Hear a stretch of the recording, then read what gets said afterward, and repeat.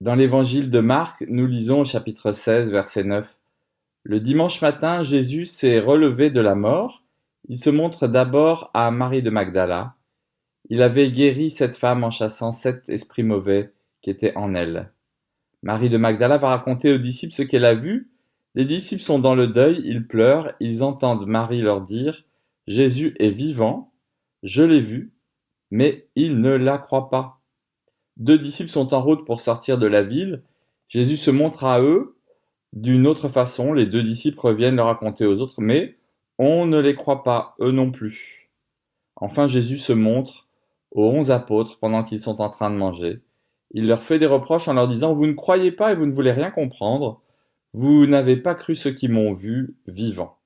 Christ est ressuscité, il est vraiment ressuscité. Je crois que c'est la foi de tous les chrétiens. En fait, beaucoup mettent des réalités différentes derrière ce vraiment. Mais ce soir de Pâques, j'aurais envie de nous engager les uns et les autres à respecter nos foi respectives. Et ce vraiment, il peut prendre un sens particulier pour chacun. Le fait que Christ soit vraiment ressuscité, ça prend un sens différent si vous êtes en plein dans le tumulte de la vie ou si vous êtes dans le deuil. Ce vraiment ressuscité, il va prendre des formes différentes suivant que vous avez fait 8 années d'études de théologie ou que vous venez de sortir de l'islam pour découvrir un Christ qui n'est pas que le Jésus prophète. Vraiment ressuscité.